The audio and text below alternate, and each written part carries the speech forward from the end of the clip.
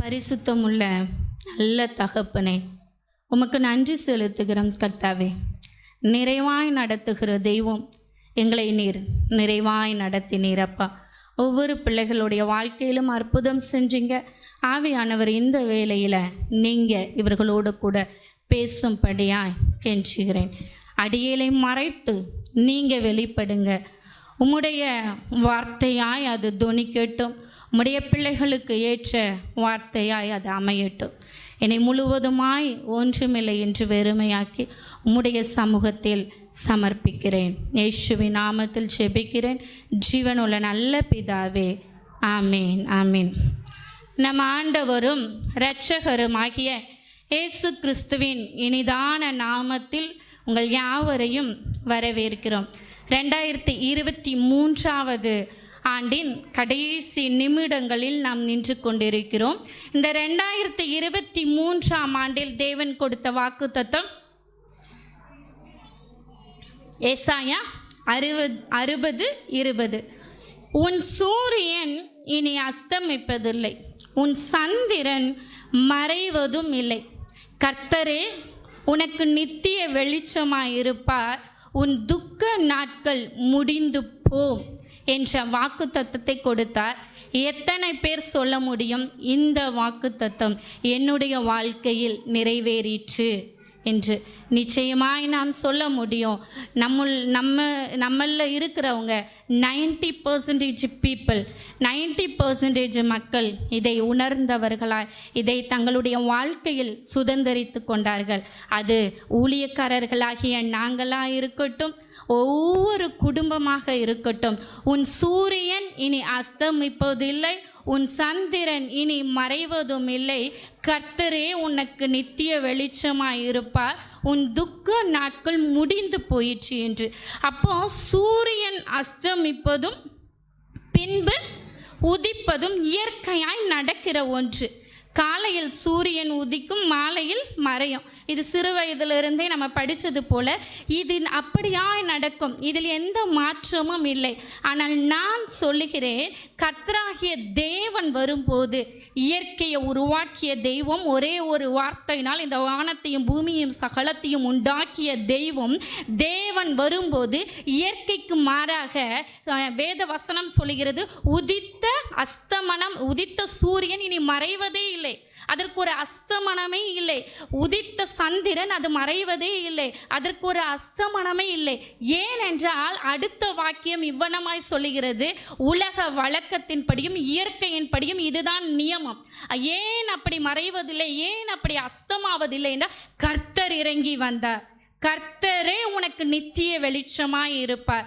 இதே போல் நம்மளுடைய வாழ்க்கையில் இப்போ 17வது வருஷத்திலிருந்து 18வது அநேகர் வந்து கொண்டிருக்கிறீர்கள். அநேகர் ஒரு கேள்வி கேட்டிருப்பீர்கள்.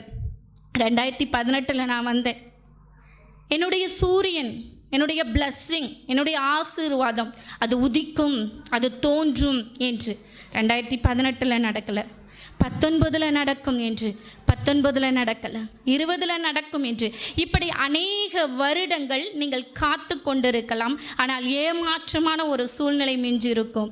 அது அஸ்தமனமாகிற ஒரு சூழ்நிலையாக இருந்திருக்கும். சூரியன் அஸ்தமனமாகிறது என்கிறது ஒரு இருள் சூழுகிற நேரம். அது மீண்டும் அந்த இரவில் சூரியன் ஈவினிங்கில் மறைஞ்சதுன்னா அந்த இரவு முழுவதும் அது மறைக்கப்பட்டதாகவே இருக்கும். அந்த இரவு முழுவதும் ஒரு இருளும் அந்தகாரமும் இருந்து கொண்டே இருக்கும்.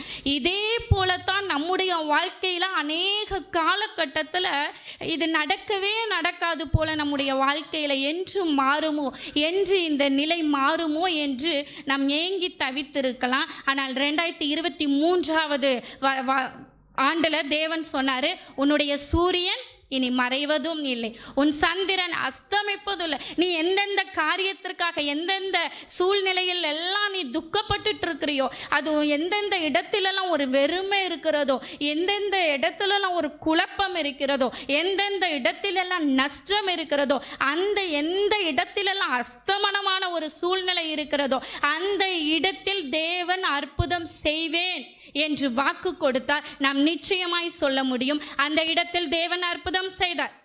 இங்கே கூடியிருக்கிற அநேகர் நம்ம ஒரு ஸ்டெப்பாக பார்த்தோன்னா வேலையில் நீங்கள் அலைந்து திரிந்தீங்க. இந்த 2023 வருஷம் அந்த வேலையில் அஸ்தமனம் உண்டாகாதபடிக்கு ஒரு உதிக்கிற சூழ்நிலையை கொடுத்தார். அது பெர்மனண்ட் பண்ணினார். இந்த 2023 வருஷத்தில் தேவன் உங்களுக்கு என்ன கொடுத்துருக்கிறாரோ அதை பெர்மனண்ட் பண்ணுறாரு. வேலைக்காக நீங்கள் அலைந்து திரிந்தீங்களா? அதில் சொல்லுது, கர்த்தரே நித்திய வெளிச்சமாக இருப்பார். நித்தியம்ங்கிறது ஒரு பெர்மனண்ட், ஒரு முடிவில்லாதது. அப்போ இந்த ஆண்டு உங்களுக்கு கொடுத்த ஆசீர்வாதம், இந்த ஆண்டு தேவன் உங்களோட கரத்தில் என்ன கொடுத்துருக்கிறாரோ அது பெர்மனண்ட். அது மாறப்போகிறதில்லை. அது வேலையின் காரியமாக இருக்கட்டும், வீட்டுக்காக நீங்கள் அநேக இடங்களில் அலைந்து திரிந்தீங்களா, அங்கலாய்த்து கொண்டு இருந்தீங்களா? தேவன் உங்களுக்கு ஒரு வீட்டை, ஒரு கூட்டை ஏற்படுத்தி கொடுத்தார். ஒரு பறவாய் அலைந்து திரிகிறது போல நீங்கள் அலைந்து திரிந்தீங்களா? தேவன் அதில் உங்களுக்கு ஒரு சொல்யூஷனை கொடுத்தார். அதே போல் அநேக வருஷம் மலடிங்கிற பட்டத்தை மாத்திரம் நீங்கள் பெற்றுக்கொண்டு வந்தீங்களா? அதில் ஒரு அஸ்தமனமே உங்களுடைய வாழ்க்கையில் இருந்துச்சா? நிச்சயமாய் நீங்கள் சொல்ல முடியும், 2023 வருஷம் தேவன் உங்களுக்கு குழந்தை பாக்கியத்தை கொடுத்து மலடிங்கிற பட்டத்தை எடுத்து போட்டு ஒன்றுக்கு 2 குழந்தைகள், குழந்தை இல்லாதவர்களுக்கு குழந்தை, இப்படியாய் உங்களுடைய வாழ்க்கையில் ஒரு அஸ்தமனத்தை மாற்றினார். ஒரு உதிக்கிற சூழ்நிலையை, ஒரு பிரகாசிக்கிற சூழ்நிலையை தேவன் நிச்சயமாக ஏற்படுத்தினார். அதே போல் உங்களுடைய பிள்ளைகளுடைய வாழ்க்கையாக இருக்கட்டும், உங்களுடைய பிள்ளைகளின் எதிர்காலத்தை குறித்து, அவர்களுடைய எதிர்காலம் ஒரு அஸ்தமனத்தோடு ஒரு துக்கத்தோடு கடந்து போயிருக்குமானால் இந்த 2023 வருஷம் உங்கள் பிள்ளைகளின் வாழ்க்கையில் தேவன் அற்புதம் செய்தார். ஒரு நிரந்தரமான சொல்யூஷனை தேவன் செய்தார். அதற்கு ஒரு முடிவை தேவன் செய்தார். அவர்களுடைய எதிர்காலத்தை திட்டமாய், அழகாய், நேர்த்தியாய் இந்த வருடம் தேவன் அதை செய்திருக்கிறார். அப்போ சாத்தியம் இல்லாததை, சூரியன் மறைவதும் பின்பு உதிப்பதும் சாத்தியமானது. அது மறையாமல் அப்படியாய் நிற்பது சாத்தியம் அல்ல.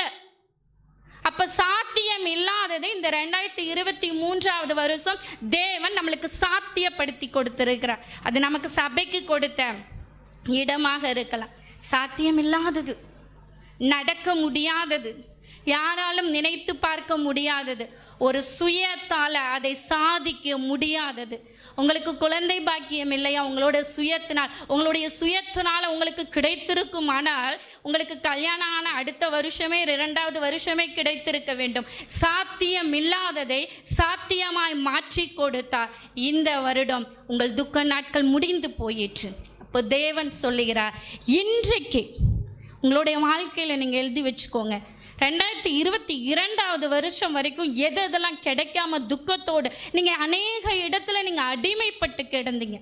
அது உங்களுடைய வேலையாக இருக்கலாம், அல்லது பிஸ்னஸில் ஒரு வறட்சி, ஒரு வெறுமை, ஒரு உயர்வு இல்லாமல் இருக்கலாம். அதை தேவன் இந்த வருடத்தில் மாற்றி அடிமைப்பட்டு இருக்கிற சூழ்நிலையிலிருந்து உங்களை சுதந்திரமாய், சுயாதியாய் மாற்றிவிட்டார். உங்களை ஸ்தானாதிபதியாய் மாற்றிவிட்டார். உங்களை விடுவித்தவராய் அவர் கொண்டு வந்து விட்டார்.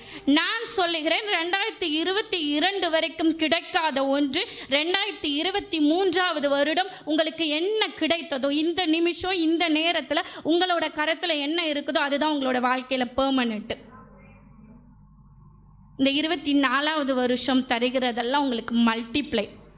அப்போ 22வது வருஷம் வரைக்கும் நடக்காதது இப்போ உங்களோட கையில் என்னென்ன இருக்கட்டும், அது எதுவாக இருந்தாலும் சரி, வேலையாக இருந்தாலும் சரி, பிஸ்னஸாக இருந்தாலும் சரி, உங்களுடைய ஸ்டடீஸாக இருந்தாலும் சரி, உங்களுடைய பண வரமான காரியமாக இருந்தாலும் சரி, உங்களுக்கு கொடுக்கப்பட்ட ஒரு இடமாக இருந்தாலும் சரி, வீடாக இருந்தாலும் சரி, விடுவிக்கப்பட்ட காரியமாக இருந்தாலும் சரி, அடிமைத்தனத்திலிருந்து சுயாதீனமான காரியமாக இருந்தாலும் சரி, எது உங்களுடைய பிள்ளைகளுடைய வாழ்க்கை, உடைந்த வாழ்க்கையை திருப்பி சரிப்படுத்தி ஒரு இடத்துல கொடுத்திருக்கிறாரோ, இப்படி என்னென்ன எல்லாம் நீங்க பெற்றிருக்கிறீங்களோ அதையெல்லாம் தேவன் சொல்லுகிறார், நான் நித்தியமாய் மாற்றுவேன், அதை நிரந்தரமாய் மாற்றியிருக்கிறேன் என்று சொல்லுகிறார். நிரந்தரமாய் நம்முடைய வாழ்க்கையில் மாற்றியும் தந்திருக்கிறார்.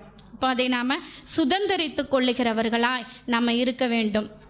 அப்போ அஸ்தமனம் மாறி ஒரு உதயமாகிற ஒரு சூழ்நிலையை தேவன் நம்முடைய வாழ்க்கையில் செய்திருக்கிறார். இன்னும் ஒரு காரியத்தை நான் முடிக்கப் போகிறேன். இன்னும் ஒரு காரியத்தை நான் சொல்ல விரும்புகிறேன். நாம் ஒரு 90% மக்கள் தான். இப்போ இங்கே 100% இருக்கிறோன்னா அதில் ஒரு 90% தான் பீப்புள் தான் இந்த வாக்குத்தத்தத்தை நாம் சுதந்தரித்து கொண்டோம். மீதி 10% அந்த வாக்குத்தத்தத்தை சுதந்தரிக்கவில்லை. அநேக வருடங்கள், ஒவ்வொரு வருடமும் அநேக வருடங்களாக ஒவ்வொரு வருடமாக ஒவ்வொரு வாக்குத்தத்தமாக தேவன் கொடுத்திருக்கிறார். நிச்சயமாய் சொல்ல முடியும், இந்த சபையில் காலடி எடுத்து வைத்த ஒவ்வொரு மக்களும் ஒவ்வொரு வருஷமும் என்னென்ன வாக்குத்தத்தம் சொல்லியிருக்கிறாரோ தேவன் அதை அப்படியே நிறைவேற்றுவார். அது ஊழியக்காரர்களில் இருந்து வருகிற ஒவ்வொரு குடும்பத்திற்கும், அது ஒவ்வொருவருக்கும் சாட்சியாய் சொல்ல முடியும். ஒவ்வொருவரையும் கேட்டால் சொல்ல முடியும். என்ன வாக்குத்தத்தம் கொடுக்குறாரோ அது அப்படியே நிறைவேற்றுவார். நாங்கள் ஊழியம் ஆரம்பித்த அந்த வருடத்திலிருந்து நாங்கள் சொல்லுகிறோம், அது ஊழியக்காரர்களிலிருந்து அது புறப்பட்டு போய் அந்த ஆசீர்வாதம் எல்லாருக்கும் நிச்சயமாய் தங்கும். சிலருக்கு ஏன் நடக்கவில்லை? அந்த 10% பீப்புளுக்கு ஏன் நடக்கலைன்னா, தேவனுக்கு கீழ்ப்படிங்க, தேவனிடத்தில் ஐக்கியம் கொள்ளுங்க, எல்லாம் அவருக்காக சாக்ரிஃபைஸ் பண்ணுங்க.